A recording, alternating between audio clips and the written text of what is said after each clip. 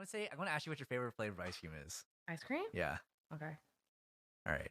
Hey everyone, welcome to the CCPC podcast. Okay. Boo! Boo! Hey, keep this in. Keep this in. All right. Hey everyone, welcome to the CCPC podcast. I'm Eric, your host, and today for our guest we have Irene Lee. Hey Irene. Hi, Eric. Irene, I want to ask you, what's your favorite flavor of ice cream? Oh my gosh, I love them all, but probably coffee. Oh, coffee. That's very good. Thank you very much. So I'm going to be honest, because I thought Eunice was going to do this. I don't have a ton of questions lined up, so we might have to just spitball for like That's fine. half the time. Yeah, do it. I agree. We can talk about... Let's just start rapping. What's the last place you traveled to, Irene? Just outside of Nova? It was yesterday. I went to Richmond. Oh, okay. Outside of Nova. There you go. What you got? Why'd you guys get to Richmond? Richmond's honestly my happy place. I love Richmond. So this isn't your happy place over here? No. You're not having a good time? Ooh, that's Not awkward. having a good That's time. awkward. Come on. I'm assuming you guys had good food in Richmond. Yeah, we just kind of walked around to like where we went in undergrad because it was Jeremy, Tommy, and then Carol. And so we were just kind of going to our old stopping grounds. Gotcha. I saw you guys went to Eatery, and I saw you guys went. Are you a fan of Eatery? Okay, so I was not in the beginning. I actually did not finish it in the beginning. Really? Yeah. Well, I mean, it's big, but like you didn't want to finish it. Yeah, I thought it was disgusting. And then I eventually fell in love. Ah, how long did that take? like 1 month. You're like, this sucks. And the second time, this is not the worst. Yeah. Oh, no, this is amazing. yeah. It didn't take that long, but yeah. Well, what's your order when you get to Eatery? 2-piece dark with fried rice. Ooh, and for those of you who are not in the know, Eatery is like a Chinese restaurant, and they serve fried chicken that's very tasty. Comes with a ton of rice and dairy, and he makes me a cholesterol wrap, which is just with the skin. She knows the cholesterol wrap. I heard they changed ownership though. So No, so the Really? lady's still there, but Okay. I think because of COVID, they changed because the it's like half the amount that they usually give you, and it's No. like it sounds Inflation, right? And then How dare they? and it's like sounds insane, but the fried rice actually tastes kind of healthy, Okay, like a little healthier. Ooh, that's not good. Like, it doesn't make you feel like, oh god, it doesn't make you feel like crap. I was about to cuss. Hey, we're allowed to curse on here. We may just bleep it later. Okay. I don't really know. We haven't really had an incident yet, so I'm not 100% sure. But crap got him. Baloney. So, there you go. Baloney. Bologna. Bologna. So what's your favorite healthy food option in Richmond? Healthy? Is there healthy food in Richmond? Okay, but what's your favorite food in Richmond? Let's just go back to that one. Oh my gosh. I love brunch. And I think Richmond has a lot of good brunch places. And I stayed after undergrad. And so I worked a couple years in Richmond. So a lot of my coworkers, we did a lot of brunch on the weekends. And so I think that's kind of healthy, right? It had some eggs and some orange juice. Kind of healthy. Kind of healthy. Alcohol.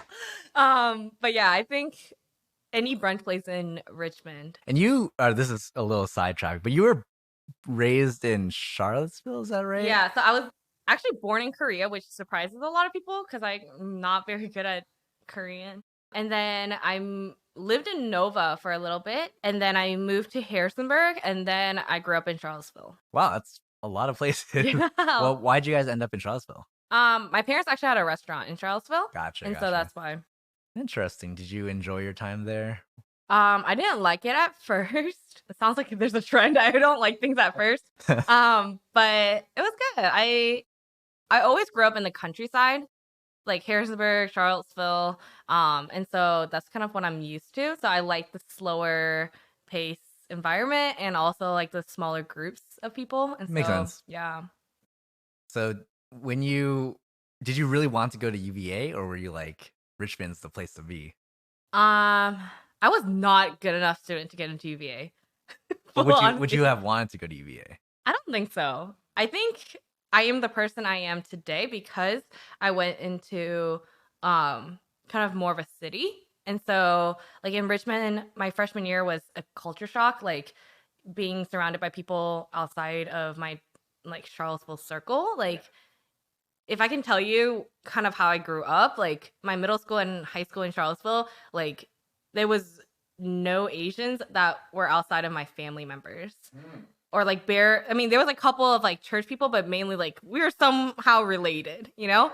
And then it was just a lot of non-Koreans, non-Asians. And so to go from that to Richmond, and there's so many different cultures and backgrounds and opinions, and I needed that.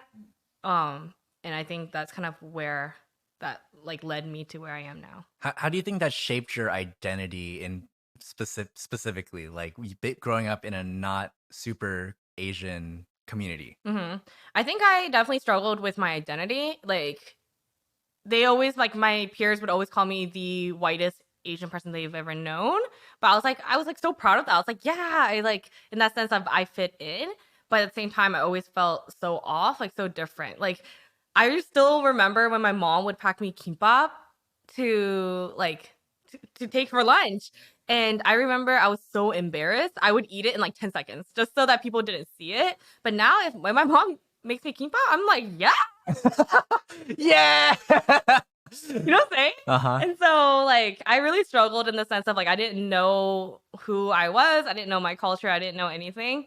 And then so that was really hard. And looking back now, it's like I laughed at a lot of jokes. I let a lot of comments pass that were not appropriate, but I didn't know any better because I didn't have anyone to look up to or kind of relate to. So do you think you were like culture shocked when you went to Richmond and you were surrounded by a lot more Asian people? Yeah, definitely. Like in freshman year, I didn't really hang out with a lot of Asian people. Like I still didn't. And you could ask any of my current like VC alum friends. They know to this day what I wore when I first met them because they were telling me how white I was. I was very whitewashed. And so I had my, polo button down, J. Crew outfit, all that stuff. And so, yeah.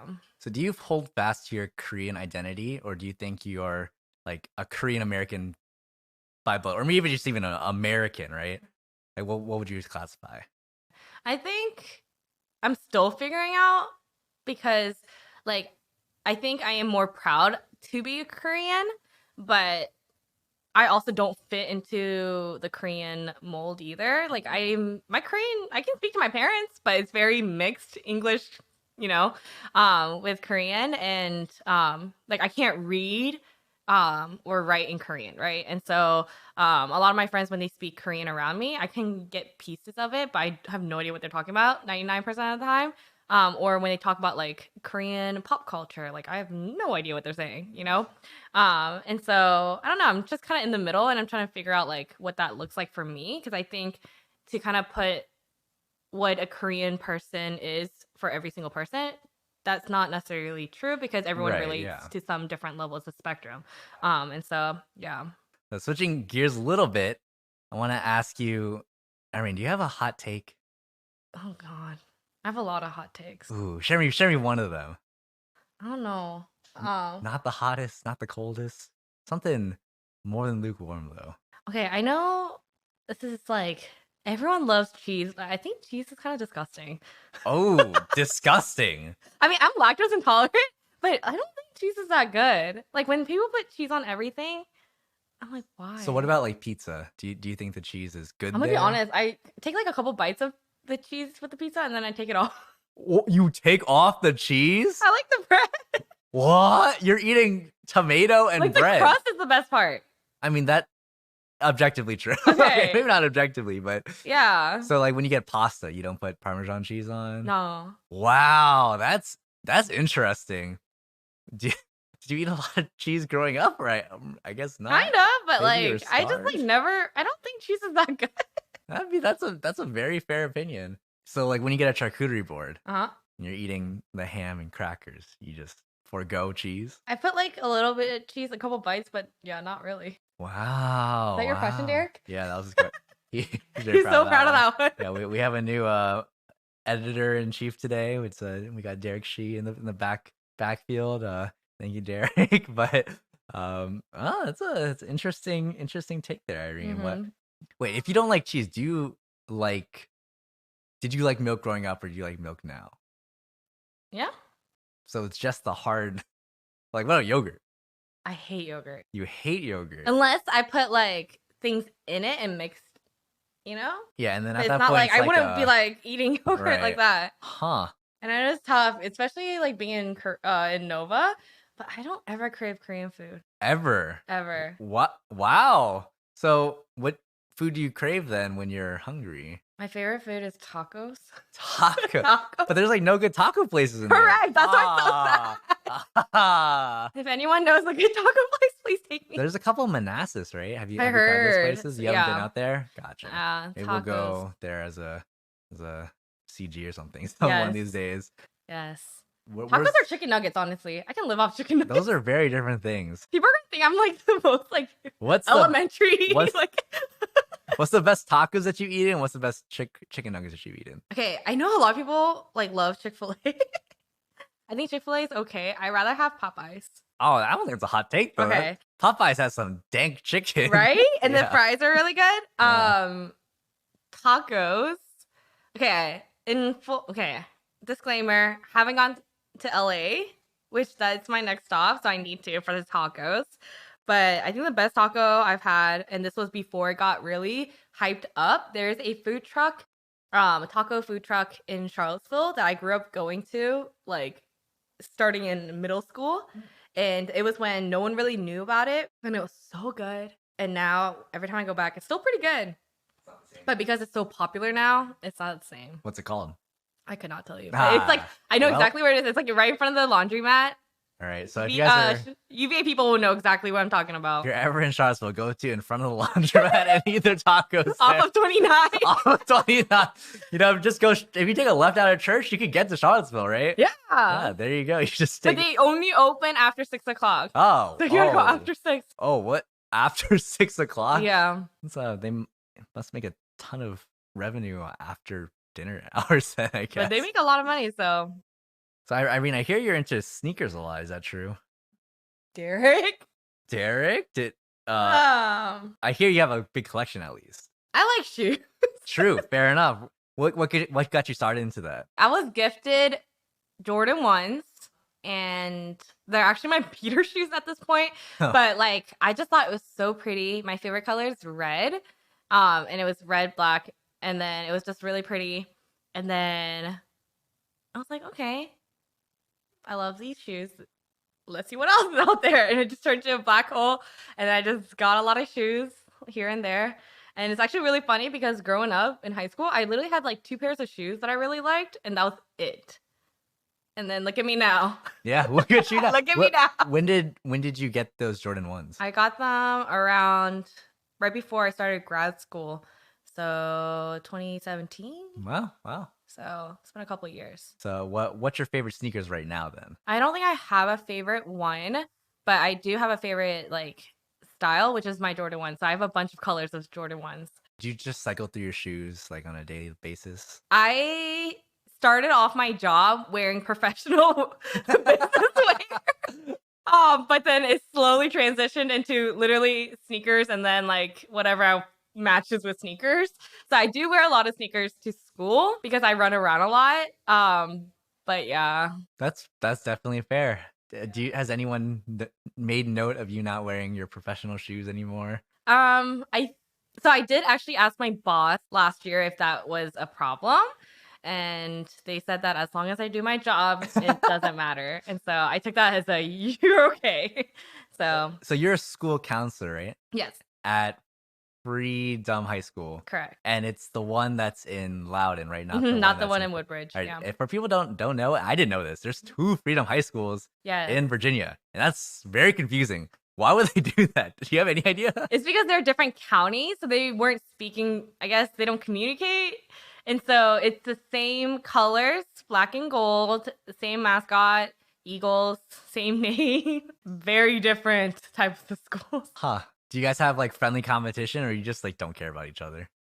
We don't, but when we were renovating our school, apparently a lot of our supplies went over there and we get like phone calls all the time asking for the other one. And then, we get each other's mails all the time. That makes sense. I mean, yeah. So growing up, I honestly had no idea what my school counselor did, and I personally never wanted to see Yeah. mine. So, could you tell us a little bit about your life as a school counselor? What's your day to day? What's your duties? Stuff like that. Yeah. So back in the day, we were called guidance counselors, but don't call us guidance counselors anymore.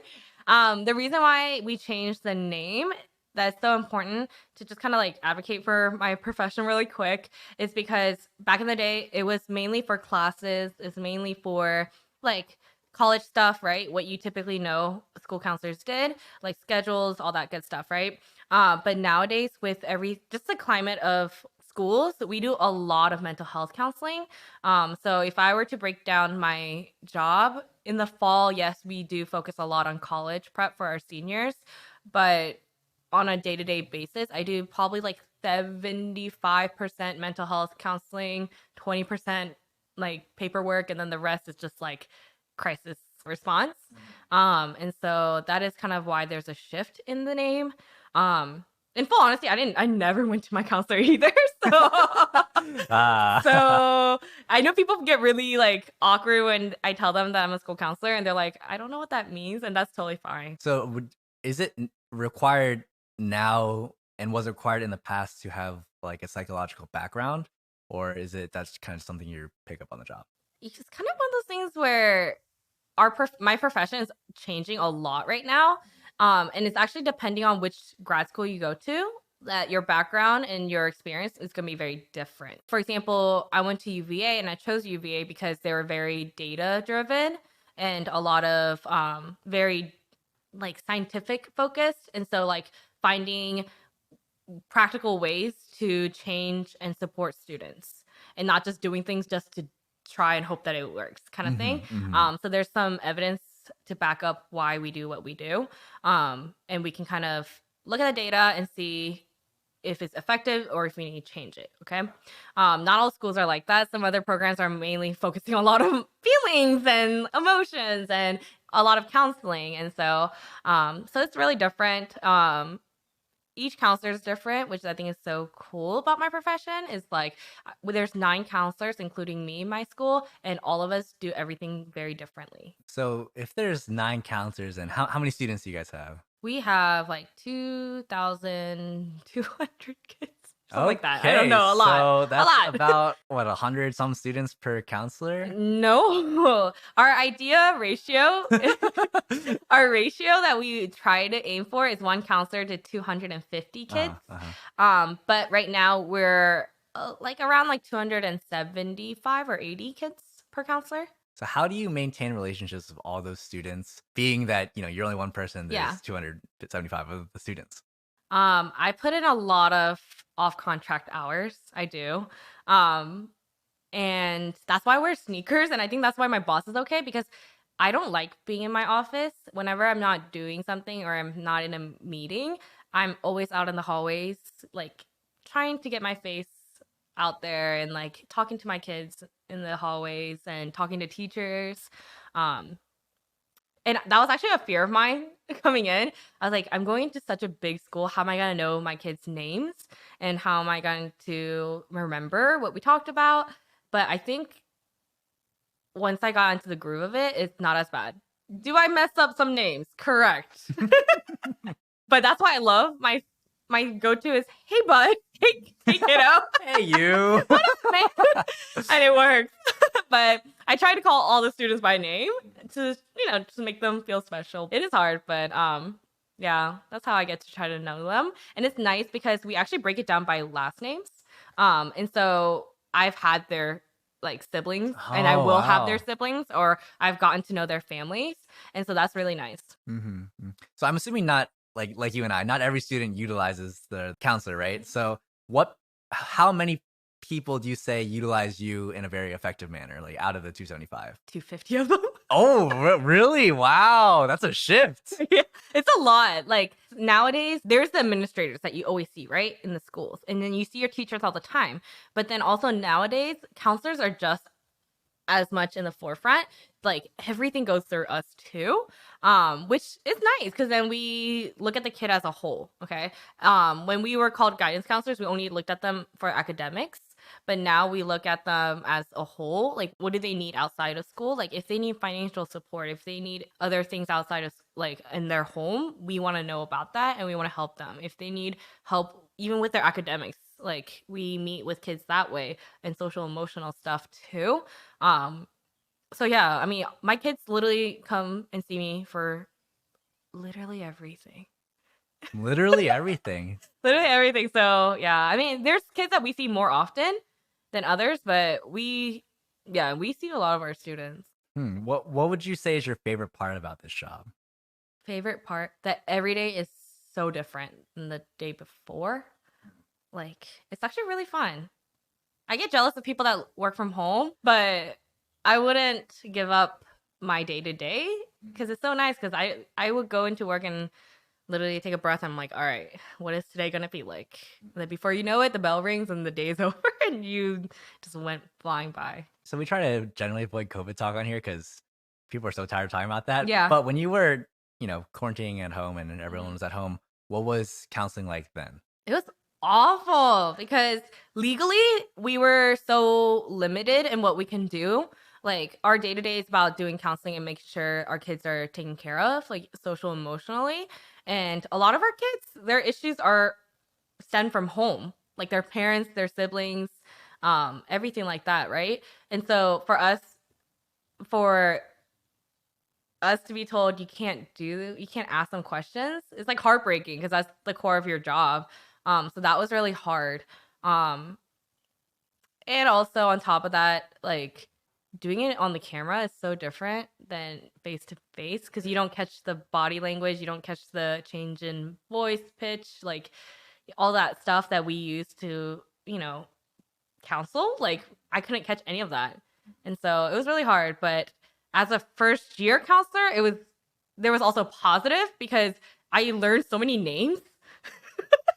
So like a part of my job is kids drop in to my office all the time, like nonstop. And like having to know in like 0.0001 second what their name is. Now I feel a little bit better because I had a whole year. So when they emailed me, their name is right there. Wow, you know what I'm saying? That is quite convenient. Or like when teachers like ask me for something, their name's right there. So I learned names a lot quicker last year because I like physically saw it. And that was really nice. But I'm assuming you could never go back to doing that ever. Absolutely not. Yeah. Absolutely not. You were talking briefly about the next generation. What are some ways that we can help as individuals to help better guide the next generation? I think being okay about talking about things that are not always so happy. Like I think nowadays, especially with technology, like people are really struggling to just be able to have a conversation with someone. Like people are forgetting how to do that. Like most of this year as counselors, what we did is try to alleviate the social anxiety of our students and our staff members coming back into settings, like group settings. And I can say for myself, I had a lot of high social anxiety going into like group settings because we went 2 years without really being in a large group. And I think with the change and the speed of new technology, like we are doing less and less face-to-face interactions with one another, and you can really tell in how they cope with their emotions, cope with bad situations or events. Like they just like really struggle through knowing strategies that can help them through that. And I think as parents or even young adults, like practicing those skills is so important. How do you view your students? It's kind of an abstract question. Like, do you see them as like children? Do you see them as like fully functioning adults? I always see because I work with high schoolers, right? So some of them, they leave high school as 18-year-olds. I still think them as little kids. I know it's really hard for adults when they have a very difficult student to see them as a child because they look like a grown man or a woman, right? But I always take it as they're still learning, they're still moldable, they're still making mistakes, and I call them growing pains all the time. And they have all these years and time to learn and really figure out who they want to be. And I think That's why it's so important, even with the difficult kids. Like, it's so important to just take a breath and just remind yourself that they're kids, they're learning, they're making mistakes.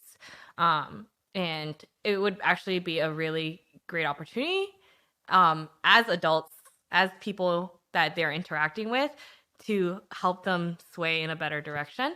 So when you do run out of patience, how do you help reset that for yourself and get back? Because this is your job, and Yeah. you have to kind of be at a certain level. I'm sure to be able to counsel the students, right? Yeah. Before I became a school counselor, I worked in an alternative school.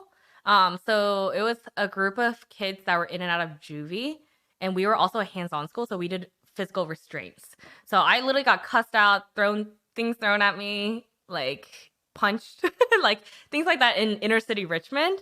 And so I think in that sense, like because I went and worked 2 years of that, there's nothing any kid in South Riding can say or do to me that I would be upset about.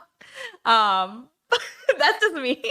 I'm sure it weighs on you over time. No, this is what. How long have you been teaching now? Or sorry, counseling now? Is it? This is my second year, so it's not that long. Yeah. Okay. I've done it for 4 years, including grad school, but it's 2 full years of like professional full time. I in full honesty, kids are really never the issue for me. It's always the parents. It's always the adult. So how much contact do you have with these students' parents? So much. So much, really. They call, they stop by, they email nonstop. So as a parent of a student, what would you have as the ideal relationship between you and them? I think it really helps a lot if you do have, if you do communicate with us, like let us know when something happens, right? And I think also too, I found out as I'm working at Freedom, is a lot of our Asian parents, they don't know like what resources they have in their school for their kids. And also it's such a culture thing where it's like it's our family, so we don't want outsiders knowing what's going on in our family.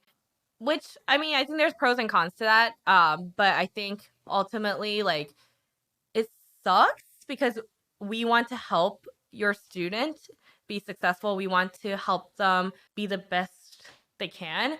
And if we don't have all the information of like maybe something really big is happening at home, like being able to communicate that with us and let us know, it helps a lot. Also patience with us. Like I think a lot of parents, it's their baby, it's their child, like they love them, understandable. But when they want things done right away, in a certain way, it makes it very difficult for us because it's like we have almost 300 other kids with us that we have to deal with.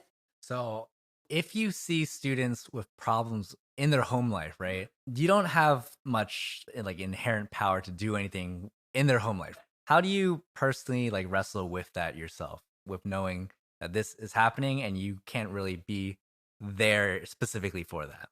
I guess that depends, right? So we do have some control over what's happening at home life. Like if we find that our three big things is someone hurting you, are you hurting somebody else, and all that stuff, right? Like if there's physical or emotional abuse that's happening, like we can do something about it. And I think there's a lot of misinformation when it comes to CPS. Like for us, we are mandated reporters. So we have a certain amount of time that we have to report to CPS if we have any knowledge of anything that's happening at home. And when we do call CPS, it doesn't mean like in TV where they pull a kid out, the parents go to jail, whatever that is, right?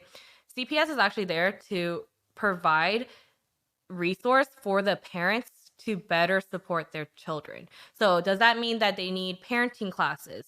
Okay, they can do that. Do they need financial like resources? Like are they like having their kids come to school like smelling in the same clothes for weeks because they don't have the resource? Like they can do that. Like that's what CPS is there for. It's not necessarily there unless there is a good reason for the kids to be pulled. Like that is what happens. If it's more of like there's high stress, there's like a lot of emotional stuff, but not to the point where it's abuse, then like yes, we can't do much, but we can help the kids like process that. We can help kids find different coping skills and communication skills. There's a lot of times I've even called and had the parents come in and we have like a conversation together with the kid and the parents. And that's sometimes effective when it's coming from someone outside of the family. So that I definitely held that misconception for CPS. Thanks Yeah. for enlightening me. I was wondering if you had any other misconceptions that you are aware of that you would want to be corrected in here, maybe in like terms of counseling or. Oh man, so many. One, we're not therapists. I Mm, wish I got paid as a therapist, but I'm not. Yeah, I think also I've learned a lot of like Asian families, they're like scared to get mental health support, like outside counseling. And then they'll be like, "You can do it." And I'm like, "I can't. No, I don't think you want me to counsel your child. And they might end up worse than the way they're starting." Which, okay, I do appreciate this so much about CCPC is how open they are talking about like mental health and counseling, because in all the schools that I've been to, like that's so taboo, especially in the Korean American household. It's like you don't talk about that, and like you can go to church and that's enough, right? And I believe that church is very important, and I believe community is very important, but I also believe like working through with a trained professional through your mental health is just as important as all these other resources that you have within the church too. so how do we help push for mental health? Open communication, like talk about that and be open about it. Like I think for us, we are so quick to talk about all the positives that's going on in our lives, and it kind of relates to our spirituality too. It's like, when you ask them how are you doing, we're so easy to say like it's going great, like all is good, like I'm a little tired, but like I'm great. But then deep down, you've had other things that's on your heart that we just aren't comfortable to share as much. And I know I said this a lot to my friends, but a lot of us work out, right? And if we want a part of our physical body to get stronger, like our muscle group, right? Our biceps, like our back, whatever, we lift and we work it out on a regular basis, right? And then you can lift more, you can do more, okay? And that's the same thing with our mental health. If you want something like a skill to be stronger and you want to be better at it, you need to practice it more. Like if you grew up in your family, you guys never really expressed emotions, you never talked about anything deeper than just your day, like that muscle is very small, very weak, right? And that doesn't mean that it's not capable of getting stronger. You just have to practice it every single day, um, with those people that you trust, and you will get more and more comfortable with it. Yes, it's going to feel awkward in the beginning, but the more you do it, the more you sit in that uncomfortableness, like the easier it gets. Mhm. What would you think are things that we as individuals and also us as a church can do to help bolster what you just said? I think just pouring out to our younger population is so important. Showing them good, positive relationship. Like, what does that look like? And modeling is so big at that age. Like, you think that the smallest conversation that you have that could even be like 2 minutes, it's not gonna like they're not gonna even remember it. But these kids, they're like sponges; they soak up everything.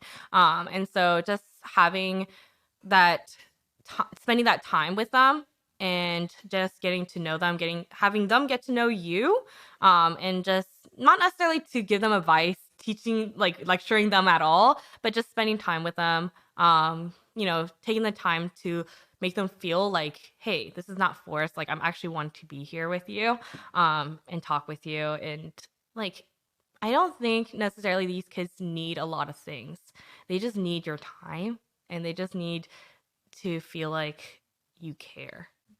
Are there any current like organizations, avenues that you would want to provide support for or like announce recognition for that would help in these endeavors? I will say this is kind of separate from your question, but even though with Loudoun County and Fairfax County, they're very well resourced and they have a lot of financial aid coming in, but there's still a lot of families that need a lot of support. So if you can like reach out to your counselors or your school and ask like, especially around the holidays, like what do you guys need, like we always need backpacks. We always need school supplies, like even in our rich schools. And especially in the holiday times, we love when people donate food, because then we can give it to those like select small population that might not be as well off, right?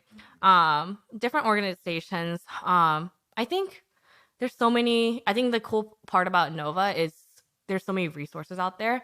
But within the schools, I think we have a lot that's we can spread to our students.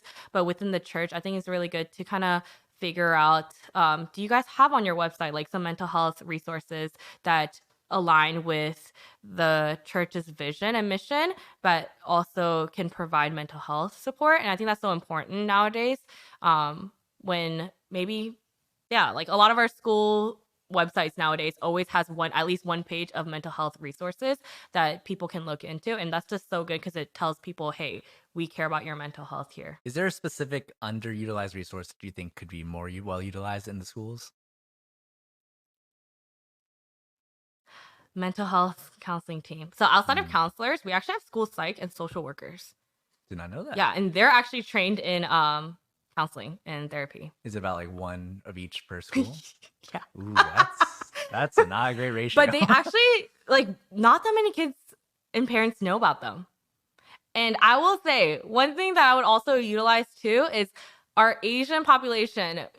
We work extremely hard in the classroom, but that doesn't mean that our students are not struggling. And like, I think it's so important to talk with your kids, like, and kind of see, like, or like, ask them, hey, do you have attention issues? Do you have focus issues? Because I think Asian population, they get tested less than our other races for learning disabilities. So if you have any like concerns about that, like the school has a lot of resources that can help guide parents. And I say that because I know a lot of our students, something that should take them like 30 minutes to do could take students maybe 2 hours if they have attention or a learning disability. Do you know of what the most like common undiagnosed issue might be amongst, Asians or anyone? Probably ADHD. True. Like everybody has ADHD to some level. It's like a spectrum, but I think there's like a fine line. Like some people get diagnosed quick and then it's all on all types of different medication. And that's a disclaimer. Just because you have a different disability or disorder doesn't mean you have to be on medication. There's different coping strategies. There's different resources that you can use, like even a planner. Like a lot of kids don't know how to use a planner, and that in itself could solve a lot of like attention deficits and things like that and learning disabilities. And so I think with parents, they're nervous about getting their kids on different types of medication, but there's also different other options out there too. So we're gonna wrap up a little bit, but Yes. I want to ask you briefly about your faith, how your faith fits into your role as a school counselor. Yeah. Oh my gosh. I'm not gonna lie. I like bump worship songs going into work because I pray and I'm like, Lord, give me patience, give me a heart of love, and I always pray that I can show love even when I'm frustrated or when I'm upset. And I really pray that before I say anything to anybody at work, that I can pause and kind of think like, how can I show love even in ABC situations? And so, yeah, I think it's actually really surprising. I tell my friends all the time, I'm like, I don't know how or why God put me in this position and this profession, but I absolutely love it. And I feel like God used someone so broken and so weird and so different to like show students that, hey, you can be a weird child, but doesn't mean like life is gonna be hard. Like there's so much beauty in that. I think you're a great role model, so keep doing your thing. Thanks, Eric. I'm gonna tie it all back with our final question, and that's Irene. Throughout your life, has there been one person in particular, or that you would want to shout out, who's really heavily impacted you in your spiritual walk? Yeah. So the reason why I started going to CCPC is because a lot of my close VCU sisters actually went to or plugged in to CCPC. So shout out to Amy and Diane. and I guess Youngshin Woo. too, but they were actually the first people that I met when I tried out service ministry at VCU. Hmm. Man, I was so broken, and I was so in my little world at VCU. Like, didn't really attend church, didn't really care. And they were the first people I met at spring retreat, and they were the first um, sisters that really like asked me the deep questions, and they're the ones that can see through all my smiling jokes and my surface level answers, and they truly care for how I am and how I'm doing, not only in my personal life or my work, but really my spiritual walk. And so when I came to Nova, I went a couple years where I didn't really have community, because I always lived super far from all my friends after college. And so when I came to Nova, I told myself, like, I need community. I need a group of sisters that are going to keep me accountable and help me grow to the person I want to be. And I try CCBC. You guys are a huge church, so it stresses me out a lot. But having them definitely makes it feel really small, which I really appreciate and needed. We're glad you're here, Irene, and thank you Thanks, for Eric. talking to us. Hope you had a great Thanks. time. Hope it wasn't too stressful. A little stressed, but it's fine. Hey, It you was did a great good. job. But to everyone listening, thanks for listening, and we'll catch you next time. See ya. Peace. Derek, please start a vlog.